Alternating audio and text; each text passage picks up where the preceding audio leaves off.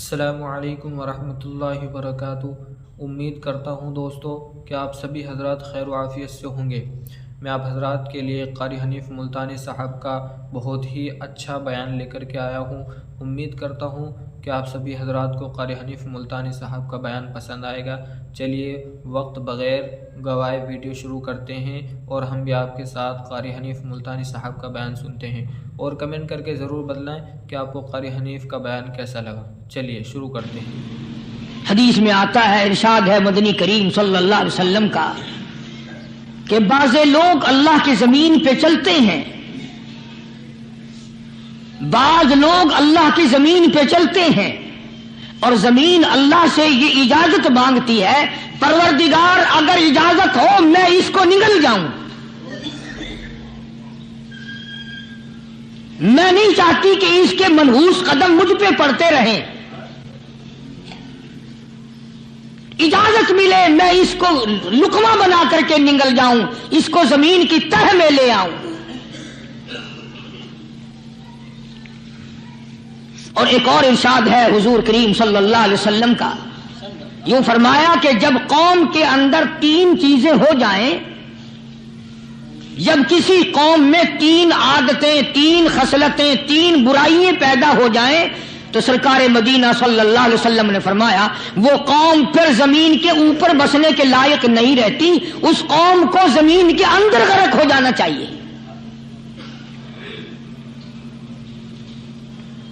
وہ کون سی باتیں ہیں؟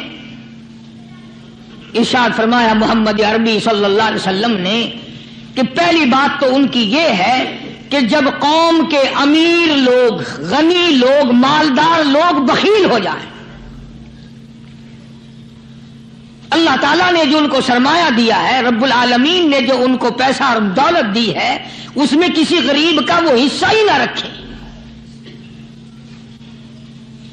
چنانچہ آج آپ دیکھ لیں فالتو لاکھوں روپیہ لگ جائے گا، لیکن کسی بیوہ کے گھر ایک سیر آٹا دینا، کسی یتیم کے سر پہ ہاتھ پھیرتا ہوا امیر آدمی شرماتا ہے کبھی میرے ہاتھ کی ہتھیلی نہ گھس جائے۔ حالانکہ ارشاد فرمایا مدنی کریم صلی اللہ تعالی علیہ وسلم نے بعد وقت ایسا قبولیت کا ہوتا ہے جو آدمی یتیم کے سر پہ ہاتھ پھیر دے محبت کے ساتھ، یہ بچہ یتیم ہے، اس کا لاڈ اجڑ گیا، اس کا مان اجڑ گیا، اس کا ابا رخصت ہو گیا، اس کو گود میں بٹھا کر پوچھنے والا چلا گیا بیٹا تو کیا چیز کھاوے گا؟ حضور کریم صلی اللہ تعالی علیہ وسلم نے فرمایا جب یتیم کے سر پہ آدمی محبت کے ساتھ، شفقت کے ساتھ ہاتھ پھیرتا ہے، اللہ پاک یوں فرماتا ہے مجھے اپنی کبریائی کی قسم جتنے بال اس کے ہاتھ کے نیچے آ جاتے ہیں اتنی نیکیاں ہاتھ پھیرنے والے کے نام اعمال میں لکھ دی جاتی ہے۔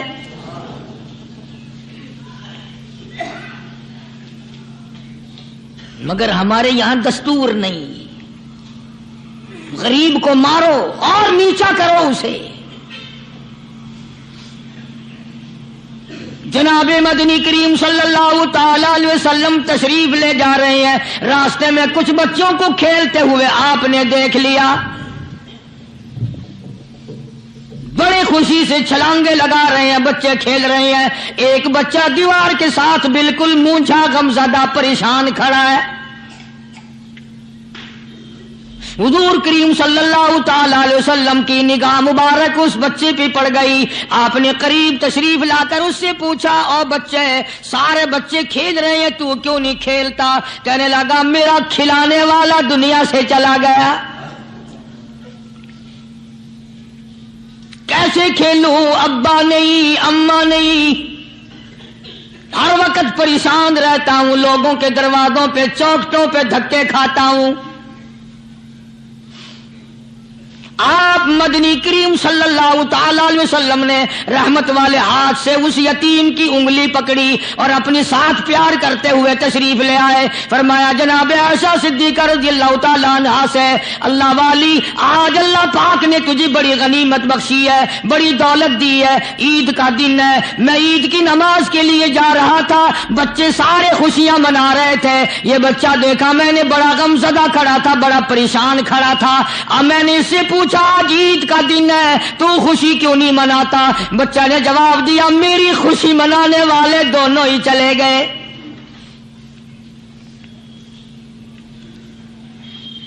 آج اللہ نے یہ موقع بخشا ہے, اسے نہلا دھلا, اس کو نئے کپڑے پہنا.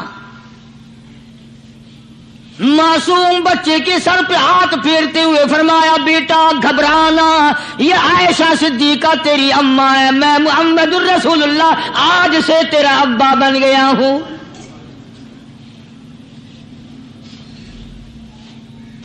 نہلایا دھلایا, کھلایا پلایا, ہنسایا, اسے بلایا ساتھ لے کر. جب حضور کریم صلی اللہ تعالی علیہ وسلم ان بچوں کے پاس سے پھر گزرے جو پہلے کھیل رہے تھے, اس زمانے کے تو بچے بھی سمجھدار تھے, آج تو چٹی داڑھی والوں کو سمجھ نہیں ہے. قبر بالکل کنارے, قبر کے کنارے پہ کھڑے ہیں پھر بھی سمجھ نہیں. کسی کو حسد نے مارا, کسی کو تکبر نے مارا, کسی کو دولت کی بیماری نے مارا. اسی کو مجذوب کہتا ہے, نفس اور شیطان خنجر در بغل. کوئی آدمی اپنے بارے میں اطمینان نہ کرے کہ میرا معاملہ ٹھیک ہو گیا, نہ جانے آخری وقت میں کیا بن جائے گی. ایک اللہ والے کا انتقال ہونے لگا, آخری وقت ہے. خاندان اس اللہ والے کا چاروں طرف بیٹھا ہوا ہے, مریدین بیٹھے ہوئے ہیں, اللہ والے کے چاروں طرف حلقہ بیٹھا ہوا, آخری وقت ہے. عربی زبان میں جس کا ترجمہ یہ ہے, اس کی زبان سے ایک بات نکلتی ہے, ابھی نہیں ابھی نہیں ابھی نہیں ابھی نہیں ابھی نہیں.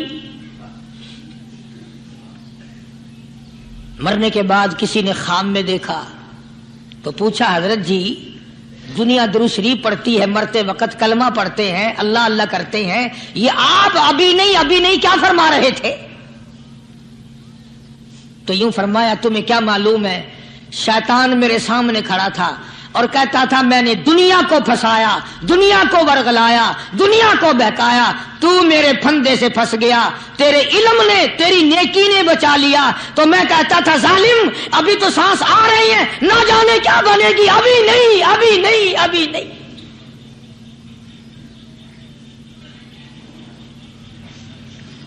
اسی کو مجذوب کہتا ہے, کیا معلوم کیا بن جائے گا, کس حال میں دم نکلے گا, رات کو کیا ہو جائے گا, دن کو کیا بن جائے گا. فرمایا نفس اور شیطان ہے خنجر در بغل, نفس اور شیطان ہے خنجر در بغل, وار ہونے کو ہے اے غافل سنبھل. آیا دشمن کا وار. 4 نمازیں پڑھی, باقی ساری دنیا کافر نظر آنے لگ جاتی ہے. میں نمازی ہوں, یہ سارے بے ایمان پھرتے ہیں. شیطان پیدا کرتا ہے یہ چیزیں. اگر اللہ نام پہ تھوڑی سی کبھی خیرات کر دی تو بہانے لوگوں کے سامنے ذکر ہو رہا ہے, اجی آج کل تو ہمارے کاروبار نہیں, ورنہ انشاءاللہ فلاں مسجد جو ہے نا یہ ہم نے بنائی تھی. بہانے بتانا. اسی لیے مجذوب کہتا ہے گھبرایا نہ کر اور اپنے آپ کو اطمینان نہ دلایا کر. کہتا نفس اور شیطان ہے خنجر در بغل, وار ہونے کو ہے اے غافل سنبھل. چلا شیطان کا خنجر, چلا شیطان کا خنجر, لگایا اس نے دو, لگایا اس نے دو. لوگوں کا خیال یہ ہے کہ شیطان صرف وہ, شیطان کے بہکائی میں وہ آدمی آتا ہے جو کسی کو قتل کر دے. لوگوں کے نزدیک صرف زنا کرنا گناہ ہے, قتل کرنا گناہ ہے, چوری کرنا گناہ ہے, ڈاکہ مارنا گناہ ہے, اور چوتھی چیز گناہ ہی کوئی نہیں. حضرت عثمان غنی ذی النورین رضی اللہ تعالی عنہ کی مبارک مجلس ہے. صحابہ کرام کا دور ہے،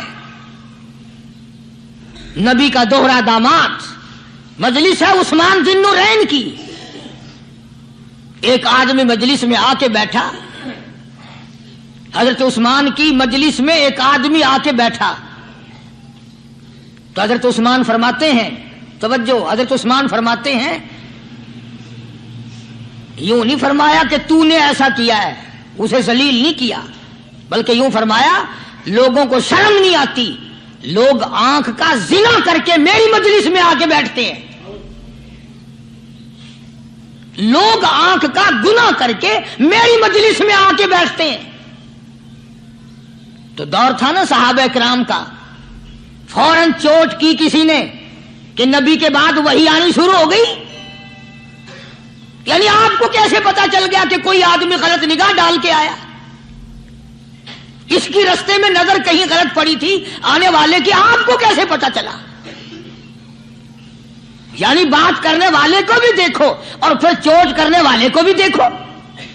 تو حضرت عثمان رضی اللہ تعالیٰ عنہ نے فرمایا، بھائی پاک مجلس میں اگر ایک تولا بھی کوئی پخانہ لے کر آ جائے تو بدبو تو آ ہی جائے گی نا. صحابہ کی پاک مجلس میں اگر کوئی آنکھ کا زنا بھی کر کے آیا، فرمایا مجلس کے اندر بدبو پھیل گئی. تو اللہ والوں کی مجلس ہے اور اللہ والوں کی رفاقت ایک بہت بڑی چیز تھی. کبھی لوگ حاصل کیا کرتے تھے، اب تو ہر آدمی پیر ہے، ہر آدمی لیڈر ہے، ہر آدمی چودھری ہے، ہر آدمی بڑا بنا ہوا ہے، چھوٹا ہم میں کوئی ہے ہی نہیں. اور ان ولیوں کی بھی الگ الگ بیچاروں کی رمزیں ہوتی ہیں.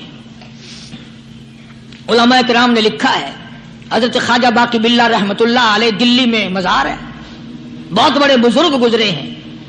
دیکھو میں ذکر خیر کر رہا ہوں نا، کئی لوگ تمہیں نکلتے ہوئے ٹانگے والے، گھوڑے والے، رکشے والے کہتے ہیں قاری علی ولیوں کو نہیں مانتا. میں یہ ذکر خیر ولیوں ہی کا تو کر رہا ہوں. بات صرف اتنی ہے، تمہیں اچھی لگے یہ بری لگے، میں ننگوں کو نہیں مانتا. میرے نزدیک ولی وہ ہے جس کی رگ رس سے، نس نس سے، خون کے قطرے قطرے سے، ہر ادا سے، ہر سنت سے، ہر طریقے سے محمد عربی صلی اللہ علیہ وسلم کی سنت زندہ ہوتا ہو. میں اس کو ولی نہیں مانتا جو کپڑوں سے ننگا پھرتا ہو.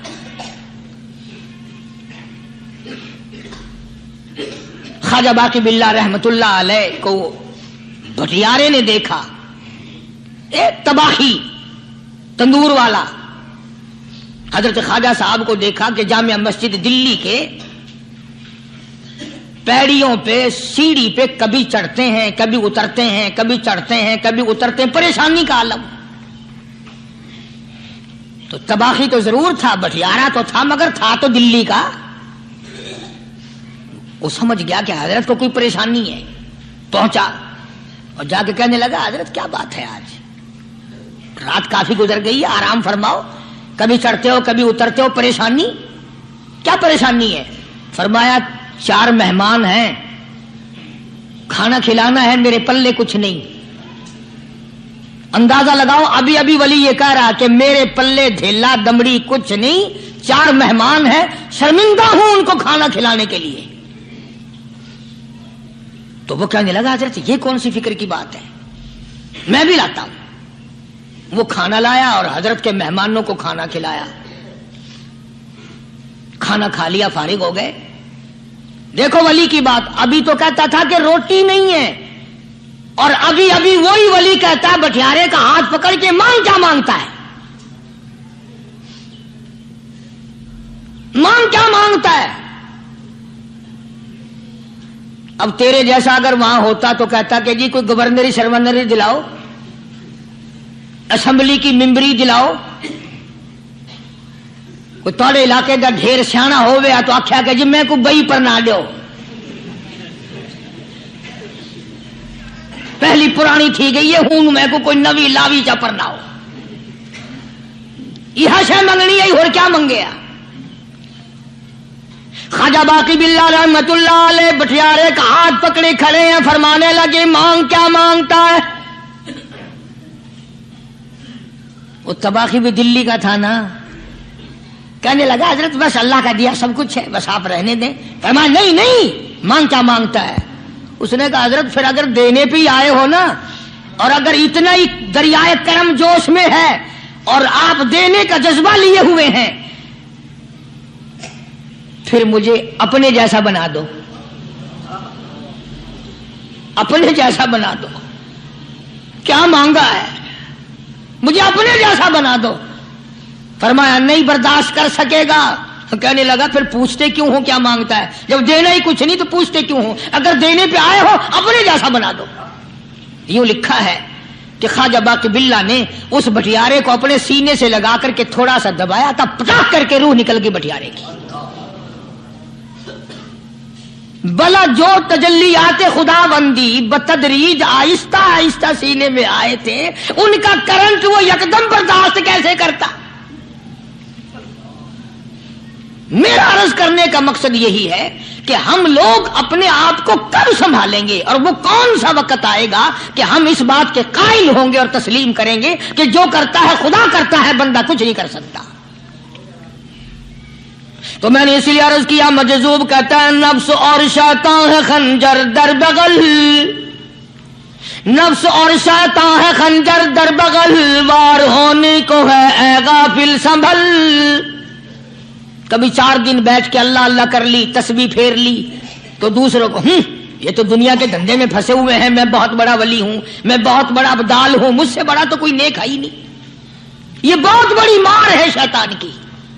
اسی کو کہتا کہ نفس اور شیطان ہے خنجر در بغل، وار ہونے کو ہے اے غافل سنبھل، آ نہ جائے دین و ایمان میں خلل، آ نہ جائے دین و ایمان میں خلل، باز باز اے بدعمل۔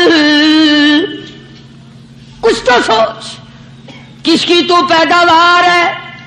کس نے تجھے بنایا؟ کس نے تجھے یہ آنکھیں دی؟ کس نے یہ لب دیے؟ کس نے یہ دل دیا؟ کس نے یہ دماغ دیا؟ کس نے یہ شعور بخشا؟ کس نے یہ ساری چیزیں عطا فرمائی؟ اللہ پاک کی ذات فرماتی ہے او لوگو، مجھے بھی بڑا دکھ لگتا ہے، مجھے بھی بڑا صدمہ ہوتا ہے، میرا قہر جوش میں آ جاتا ہے جب پیاری شکل بناؤں میں، پیاری صورت بنائی میں نے، پیارا ماتھا سونی شکل بنائی میں نے، جب میری چوکھٹ کے سوا دوسروں کے دروازے پہ جا کے تو ماتھا رکھتا ہے، فرمایا میرا قہر جوش میں آتا ہے تجھے برباد کر دوں۔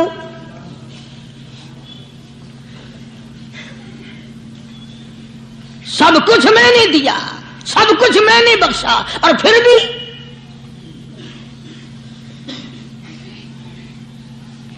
شاہ عبد القدوس گنگوہی رحمت اللہ علیہ بہت بڑے بزرگوں میں سے گزرے ہیں،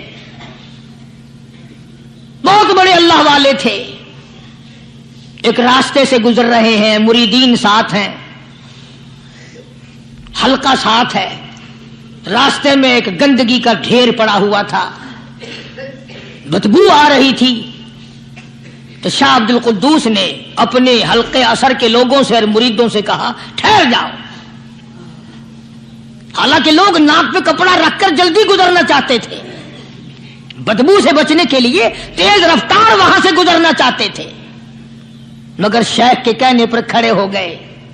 شکر ہے تم نہ تم جیسے وہاں مرید بھی نہیں تھے، ورنہ کہتے کہ اے پھٹ گیا شیخ ہے تو پتہ ہی نہیں لگتا برائی دا چنگائی دا، گندگی دے پہ کولساں کو کھڑائی کھڑے۔ شاہ عبد القدوس رحمت اللہ علیہ گنگوئی رحمت اللہ علیہ نے فرمایا او لوگو، یہ گندگی، یہ پخانہ، یہ افولت والی چیز تمہیں ایک سبق دے رہی ہے۔ وہ بڑے حیران ہوئے کہ گندگی سبق دے رہی ہے کہ ہاں یہ بدبو کا ٹھکانہ یہ سبق دے رہا ہے کہ ہاں یہ ایک سبق تمہیں پڑھا رہا ہے۔ اور وہ کیا؟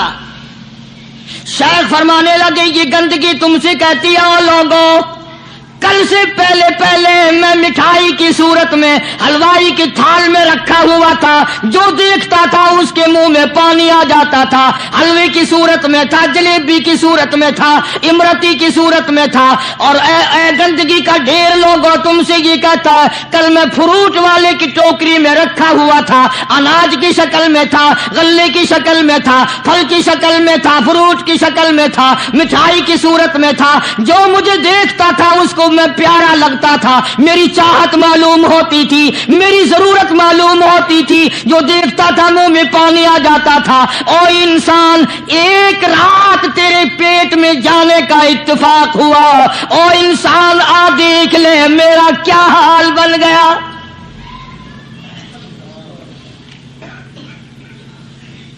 ایک رات تیری صحبت میں رہا ہوں، ایک رات تیرے اندر ٹھہرنے کا اتفاق ہوا، دیکھ میرا کیا حال بن گیا۔ ہر شخص مجھ سے نفرت کرتا ہے، مجھ سے بدبو کی وجہ سے نفرت کرتا ہے، ناک پہ کپڑا رکھتا ہے، میرا کیا حال بن گیا۔ اور بندے، تجھے 40 50 60 سال گزر گئے، تو نے اپنے اندر خوشبو پیدا کرنے کی کوشش نہ کی، تیرا کیا حال۔ امید کرتا ہوں کہ آپ سبھی حضرات کو قاری حنیف ملتانی صاحب کا بیان پسند آیا ہوگا، اور کمنٹ کر کے ضرور بتلائیں کہ آپ سبھی حضرات کو قاری حنیف ملتانی صاحب کا بیان کیسا لگا، اور حضرت کے لیے دعائیں مغفرت کریں۔ پھر ملیں گے ایک نئی ویڈیو کے ساتھ۔ خدا حافظ۔